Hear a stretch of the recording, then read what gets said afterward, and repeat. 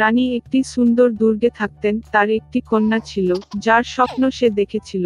সন্তানের কালো চুল এবং সাদা ত্বক ছিল, অতএব তারা তাকে ডাকলেন স্নো হোয়াইট। এরপরেই রানী মারা গেলেন। রাজা দীর্ঘদিন শোক করলেন না। 1 বছর পরে তিনি নতুন রানীকে প্রাসাদে নিয়ে এসেছিলেন। তিনি সুন্দরী ছিলেন, তবে রাগ করেছিলেন। মহিলাটি তার সাথে একটি জাদু আয়না নিয়ে এসেছিল। প্রতিদিন তিনি তার প্রতিচ্ছবিটিকে প্রশংসা করেছিলেন এবং তাকে একটি প্রশ্ন জিজ্ঞাসা করেছিলেন, বিশ্বের সবচেয়ে সুন্দরীকে? আয়না সর্বদা কেবল সত্য বলেছে, অতএব এটি সততার সাথে রানীর সৌন্দর্যের প্রশংসা করেছে এবং মহিলা সুখের সাথে সজ্জিত হয়েছে। স্নো হোয়াইট বৃদ্ধি পেয়েছে এবং প্রতি বছর তার সৌন্দর্য উজ্জ্বল করে, এবং এখন আয়নার সাথে কথা বলতে গিয়ে রানী প্রতিক্রিয়া শুনেছিলেন যে এখন তিনি বিশ্বের সবচেয়ে সুন্দরী নন। তবে স্নো হোয়াইট রানী নিজের প্রাসাদে এটি সহ্য করতে যাচ্ছিলেন না। তিনি তার বিশ্বস্ত দাসকে রাজকন্যাকে এক দুর্ভেদ্য ঝলকে নিয়ে যাওয়ার এবং হত্যা করার নির্দেশ দিয়েছিলেন, কিন্তু চাকর রানীর জন্য মিষ্টি মেয়েটিকে হত্যা করতে পারেনি। তিনি রাজকন্যাকে একটি অন্ধকার জঙ্গলে নিয়ে এসে তাকে ছেড়ে দিলেন এবং সে নিজেই দুর্গে ফিরে এসে রানীকে জানিয়েছিল যে সে তার আদেশ অনুসরণ করেছে। দীর্ঘদিন ধরে রাজকন্যা বনের মধ্যে ঘুরে বেড়াত পথে সমস্ত ধরনের বনবাসী তাকে সহায়তা করেছিল। স্নো হোয়াইট তাদের প্রতি অত্যন্ত সদয় ছিল এবং তাই তারা দৃঢ় বন্ধু হয়ে উঠল।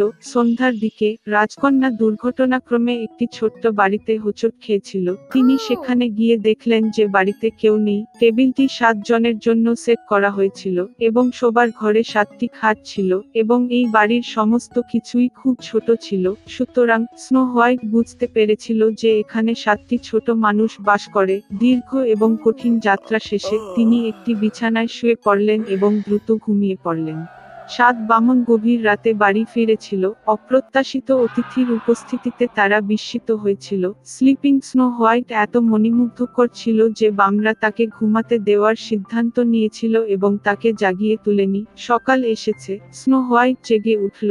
7টি বামন দেখে ভয় পেয়ে গেল, তবে তারা তার সাথে স্নেহশীল ছিল এবং মেয়েটি তার ঝামেলার কথা জানিয়েছিল। তারা তৎক্ষণাৎ স্নো হোয়াইটকে পছন্দ করেছিল এবং বামরা তাকে তাদের সাথে থাকার জন্য আমন্ত্রণ জানিয়েছিল। তদুপরি তিনি বাড়ির যত্ন নিতে, রাঁধুনি, ধোয়া এবং পরিষ্কার করতে রাজি হন। প্রতিদিন সকালে বামরা সোনা এবং মূল্যবান পাথর খনন করতে পাহাড়ে গিয়েছিল এবং গভীর রাতে ফিরে এসেছিল কাজের জন্য ছেড়ে। তারা স্নো হোয়াইটকে সতর্ক করেছিল যাতে সে দুষ্ট সৎমায়ের প্রতি ভয় পায় এবং অপরিচিতদের জন্য দরজা না খুলে দেয়।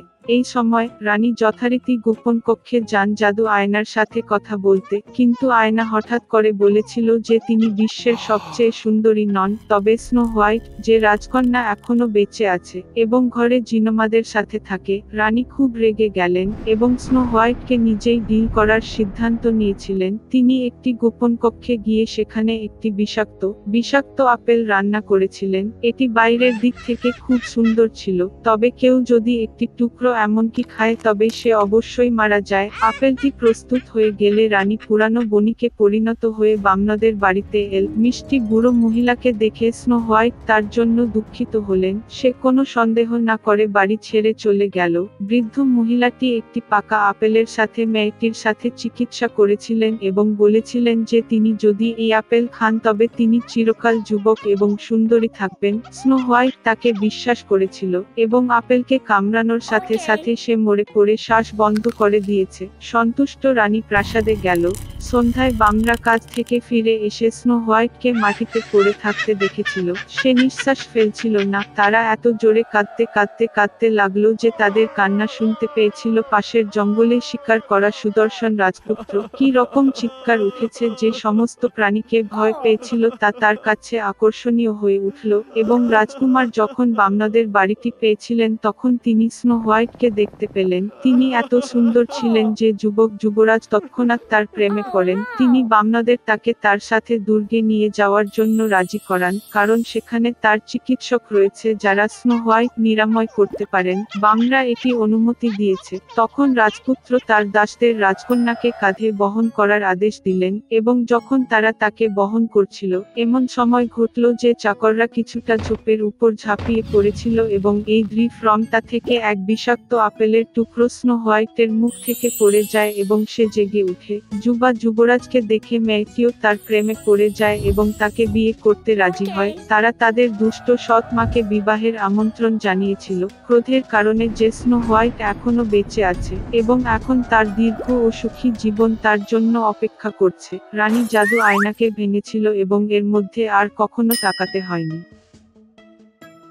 সুখ এবং আনন্দে পূর্ণ রাজ্যে রাজা এবং রানী বাস করতেন। তারা একটি মাত্র স্বপ্ন দেখেছিল, একটি সন্তান জন্মদানের জন্য। যখন তারা ইতিমধ্যে সমস্ত আশা হারিয়েছিল, তাদের কন্যার জন্ম হয়েছিল। তিনি খুব মিষ্টি এবং সুন্দর ছিল।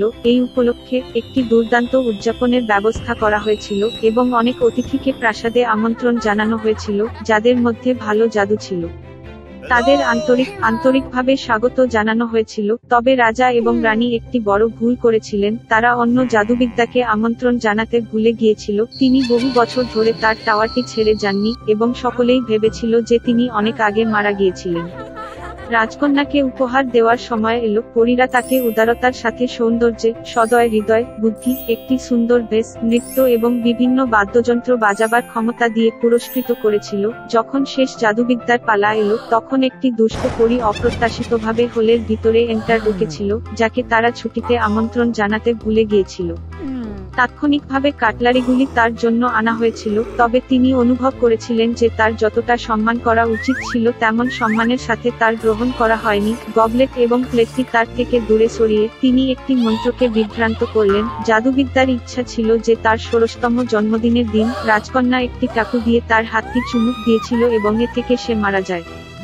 দুষ্ট জাদুবিদ্যার ইচ্ছায় রানী কাঁদলেন আর রাজা ডাইনি ধরার নির্দেশ দিলেন, তবে তিনি ইতিমধ্যে অশুভ হাসিতে অদৃশ্য হয়ে গেলেন। ভাগ্যক্রমে পরীদের শেষেরটি এখনো রাজকন্যাকে তার ইচ্ছা জানানোর সময় পায়নি। তিনি বানানটি পূর্বাবস্থায় ফেরাতে পারেননি, কিন্তু প্রতিশ্রুতি দিয়েছিলেন যে মেয়েটি মারা যাবে না, তবে কেবল প্রেমের চুম্বনে জাগ্রত না হওয়া পর্যন্ত গভীর ঘুমিয়ে থাকবে। রাজা তৎক্ষণাৎ রাজ্যের সমস্ত স্পিন্ডল ধ্বংস করার নির্দেশ দিলেন এবং তারপরে রাজকন্যার 16তম জন্মদিনের দিনটি এসেছিল, সেই দিনটি যে দুষ্ট পরী বলেছিল। রাজকন্যা বড় হয়ে ওঠে একটি সুন্দর ও দয়ালু মেয়ে হয়ে। রাজা তার উপর নজর রাখার জন্য 3টি জাদুবিদ্যাকে আদেশ করলেন। পরীরা তাকে চোখের আপেলের মতো পাহারা দেয়। এই দিনে রাজা এবং রানী একটি ভয়ঙ্কর ঘটনা রোধ করার জন্য মেয়েটিকে একটি ঘরে তালাবদ্ধ করেছিলেন, কিন্তু রাজকন্যা লক আপ করতে চায়নি। হঠাৎ তার ঘরের দেয়ালে একটি দরজা উপস্থিত হল, যা মেয়েটি কখনো দেখেনি। তিনি দরজার বাইরে অদ্ভুত শব্দ শুনতে পেলেন, কৌতূহল নিয়ে জ্বলছে এবং তার জন্য কি অপেক্ষা করছে তা না জেনে মেয়েটি তার মধ্যে উঠল। দরজাটি একটি অন্ধকার ঘরে নিয়ে গেল, যেখানে এক মহিলা তার সাথে রাজকন্যার কাছে ফিরেছিল। সে ঘুরছিল। মেয়েটি জীবনে কখনো কোনো টাকু দেখেনি। সে কৌতূহলী হয়ে উঠল। রাজকন্যা টাকুতে গিয়ে স্পর্শ করে, আঙুলটি চুমুক দিয়ে গভীর ঘুমের মধ্যে পড়ে যায় এবং সেই মহিলাটি একটি দুষ্ট পরী হিসাবে পরিণত হয়েছিল, যিনি খুব খুশি ছিলেন যে তার বানানটি সত্য হয়েছিল। এখন সবাই রাজকুমারী স্লিপিং বিউটি বলে।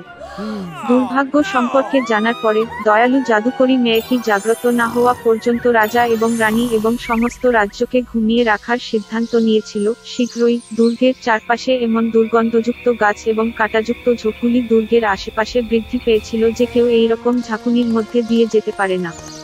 100 বছর পরে অন্য রাজ্যের এক সুদর্শন রাজপুত্র শিকার করতে গিয়েছিলেন। পরিত্যক্ত দুর্গের টাওয়ারগুলি দূর থেকে দেখে তার বাবা মা তাকে যে ঘুমন্ত সৌন্দর্য সম্পর্কে পুরানো গল্পটি মনে করেছিলেন তা মনে পড়ল এবং রাজকুমার ভিতরে ওকার সিদ্ধান্ত নিলেন। তিনি গাছ ও কাটা ঝোপের দুর্ভেদ্য ঘন ঝোপের মাধ্যমে তার উপায় করতে লড়াই করতে হয়েছে।